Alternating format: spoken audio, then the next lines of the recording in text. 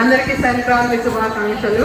ఇది Nalanda school staff ladies staff కోసం మేమందరూ కలిసి చేసాం. వాళ్ళు ఎంతో ఇళ్లలో ట్రైన్ అయ్యి వచ్చి ఇక్కడ ఎంత జాబ్ చేస్తుంటారు కదా. సంక్రాంతిలో ఉండేటువంటి కలర్స్ అన్ని రంగులు ఇందులో ఉన్నాయి. మీకు అందరికీ సంక్రాంతి శుభాకాంక్షలు.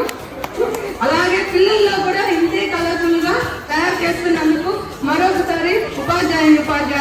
ధన్యవాదాలు.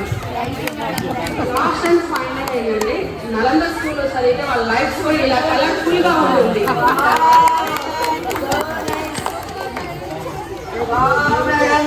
So nice madam, so nice madam, excellent madam. Gauri కానీ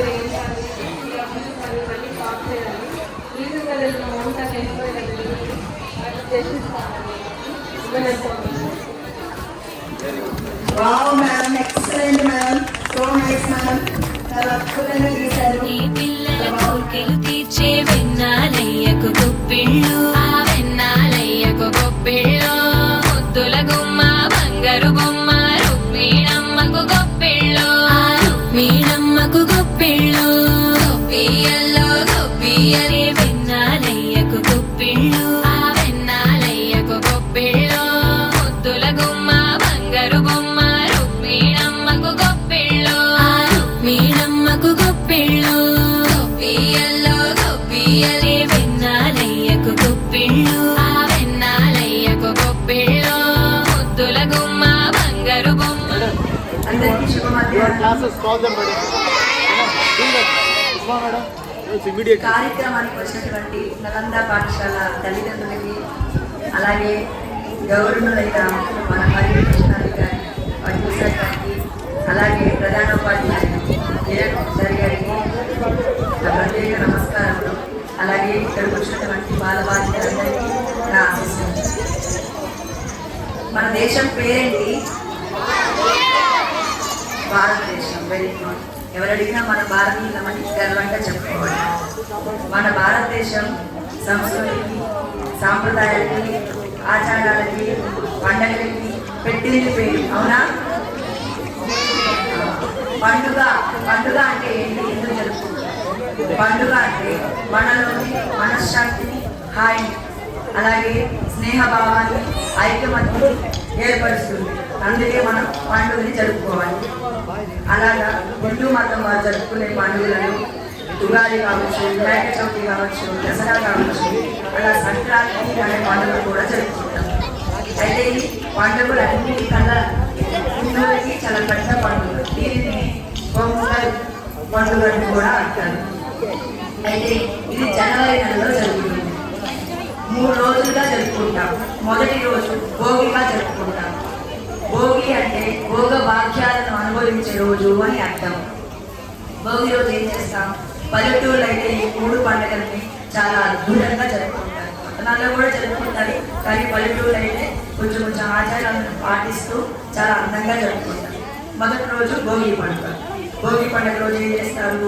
ఇంట్లో ఉండే పాత సామాన్లు కావచ్చు, అట్ట ముక్కలు కావచ్చు, ఇంకా కళ్ళలు, అవన్నీ కూడా భోగి పండుగ వేసి భోగి పండుగ వేసి పండగగా జరుపుకుంటారు. ఆల్రెడీ చూస్తున్నామా ఇక్కడ కర్రలన్నీ పేర్చి భోగి మంట వేయడానికి కాసేపు భోగి చూస్తాం.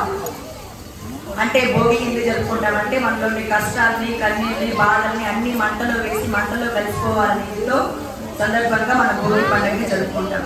తల స్నానాలు చేసి ఉదయాన్నే, అలాగే ఆ రోజు పొలగన్నం అంటే బియ్యంతో పెసరన్నాన్ని కలిపి అందులో బెల్లం, నెయ్యి కూడా కలుపుకొని తింటాం. ఇంకా ఆ రోజు సాయంత్రం భోగి పళ్ళు పోస్తారు. 5 సంవత్సరాల పిల్లలకి భోగి పళ్ళు ఎందుకు పోస్తారంటే వాళ్ళు దీర్ఘాయుష్తో ఉంటారనే నమ్మకంతో భోగి పళ్ళు పోస్తారు. భోగి పళ్ళు, అందులో మరమరాలు, చెల్ల డబ్బులు, ఇంకా పువ్వుల రెక్కలన్నింటినీ కూడా కలిపి భోగి పళ్ళు పోస్తారు. అలా పోసిన వాళ్ళకి కూడా మనం తాంబూలంగా ఇస్తాం. కొంచెం బొట్టు, పసుపు, కుంకుమ ఇలాంటి తాంబూలను కూడా ఇస్తాం. అలా భోగి పండుగ చాలా సందడిగా జరుపుకుంటాం. రెండవ రోజు ఏం పండుగ వస్తుంది? సంక్రాంతి. సంక్రాంతి అనే పేరు ఎలా వచ్చింది? మనకి 12 నెలలు ఉన్నాయా? జనవరి, ఫిబ్రవరి, మార్చి, ఏప్రిల్, అలాగా 12 రాసులు కూడా ఉన్నాయి. సింహరాశి, మిథున రాశి, కర్కటక రాశి రాసులు తెలుసా? క్యాలెండర్లో ఉంటాయి. అలా సూర్యుడు ఒక్కో నెలలో ఒక్కొక్క రాశిలోకి ప్రవేశిస్తాడు. అలా ప్రవేశించడానికి మకర రాశిలోకి ప్రవేశిస్తాడు సూర్యుడు. అలా ప్రవేశించడాన్ని మకర సంక్రమణం అంటారు. అందుకే ఆ రోజున మకర సంక్రాంతిగా జరుపుకుంటాం. ఈరోజు ఏం చేస్తారు? స్పెషల్ ఏంటి? ఆ నెలలో రైతులకి పంట చేతికి అందుతుంది. వాళ్ళు వేసిన పంట చేతికి అందుతుంది. ఆ సంతోషంతో, ఆ పంట చేతికి అందిన సంతోషంతో వాళ్ళ ఇంట్లో ధనం ధాన్యం లక్ష్యములు నిలవ ఉంటాయి. అలా భారతదేశ ప్రజలందరికీ ముఖ్య వృత్తి ఏంటి? వ్యవసాయమే కదా. అందువల్ల వ్యవసాయంలో ఆ కొత్తగా వచ్చిన పంటలోని బియ్యంతో కొంచెం పొంగలి, పరమాన్నం, గారెలు, బూరెలు ఇవన్నీ రకరకాల పిండి వంటలు చేసుకొని, గజ్జికాయలు ఇవన్నీ చేసుకొని వాళ్ళు తిని బంధువులకు కూడా పంచిపెడతారు. ఆ రోజు ఇంకొక స్పెషల్ కూడా ఉంది. పెద్దలకు కూడా తరపునాలు ఉంటారు.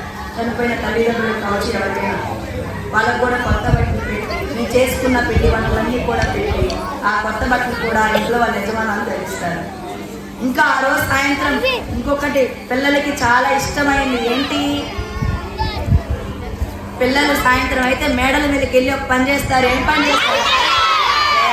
పిల్లలందరికీ కూడా చాలా ఇష్టం. గాలిపటాన్ని ఎగరేస్తారు. చాలా సందడిగా గాలిపటాన్ని ఎగరేస్తూ పిల్లలు ఆ నెల మొత్తం హరిదాసులు, అలాగే గంగిరెద్దులు. చూసారా గంగిరెద్దు ఎంత బాగుందో? అలంకరించారు కదా గంగిరెద్దులు.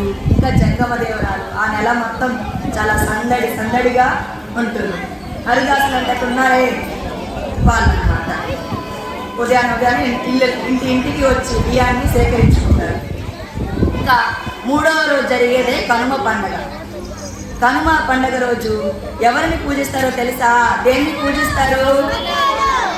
పశువుల్ని ఎందుకు పూజిస్తారు? ఉన్నాయి కదా మేకలు, గొర్రెలు, వాటిని ఎందుకు పూజించరు?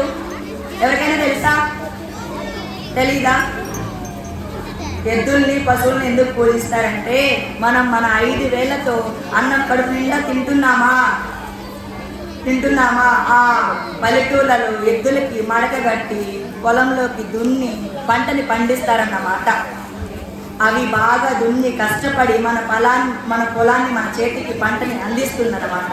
అందుకని వాటికి కృతజ్ఞతలను తెలుపుతూ, ధన్యవాదాలు తెలుపుతూ పశువులని దేవుళ్ళలాగా పూజిస్తాం. వాటి కొమ్ములకి రంగులు పూసి అలంకరించి, పశువులు కూడా చాలా అందంగా అలంకరించి దానిపైన గుట్టలు, గజ్జలు అవన్నీ కూడా అందంగా అలంకరించి దేవుళ్ళుగా పూజిస్తాం. ఇంకా సాయంత్రం అయితే కోడి పందాలు, ఎడ్ల పందాలు కూడా జరుపుకుంటాం కనుమ రోజు. ఇలా నెల మొత్తం చాలా సందడిగా జరుగుతుంది. ఇలా సంక్రాంతి పండుగని జరుపుకుంటాం. నాకు ఇటువంటి అద్భుతమైన అవకాశాన్ని ఇచ్చినందుకు ఇక్కడ ఉన్నటువంటి అందరికీ నా ప్రత్యేక హృదయపూర్వక నమస్కారం. Thank you. అందరికీ సంక్రాంతి శుభాకాంక్షలు.